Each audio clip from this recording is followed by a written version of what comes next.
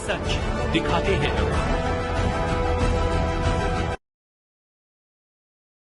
Ward 89 क्षेत्र की जन समस्याओं को लेकर अपनी बात को निर्दलीय प्रत्याशी आमिर जावेद अंसारी ने मीडिया को संबोधित करते हुए क्षेत्र की जनता को चेतावनी देते हुए कहा, आने वाले चुनाव में जनता होशियार हो जाए और शिकारियों से बचकर रहे और जनता काबिलियत को वोट करे, जाट बिरादरी से दूर हटकर वोट करे, वोट ऐसे नेता को दे जो सदन में तुम्हारी समस्याओं पर लड़ सके। कानपुर से सैफी अंसारी की रिपोर्ट। आने वाला हाता 80/20 के वो बुरे हाल हैं कि जो एक गांव ग्राम से भी ज्यादा बदतर है।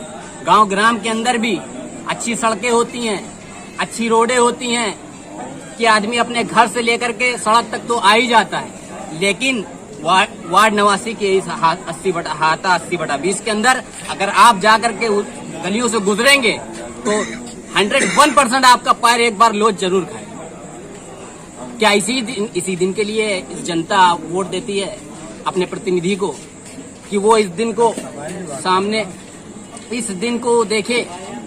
और आकर आप सफाई की बात करें तो 4 गलियां हैं वार्ड 89 80/20 के अंदर, जिसमें सिर्फ एक सफाई कर्मी काम करता है, जिसके लिए शिकायत की जाती है तो प्रतिनिधि ये कहता है कि हमने उसकी डिमांड की है।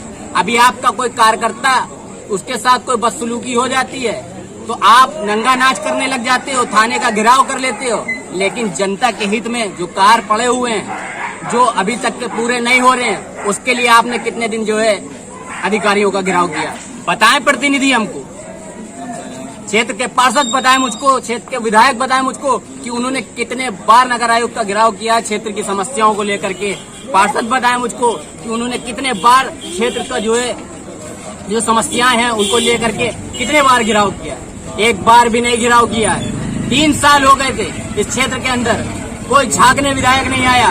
मैंने धरना लगा करके उनको बुलाया और ज्ञापन दिया और बताया कि यहाँ ये समस्या है। उसके बाद पकर मंडी रोड नगाड़े वाली गली का निर्माण किया गया। उसके बाद 80/20 के अंदर जाकर के झांका गया कि आखिर समस्याएं क्या है।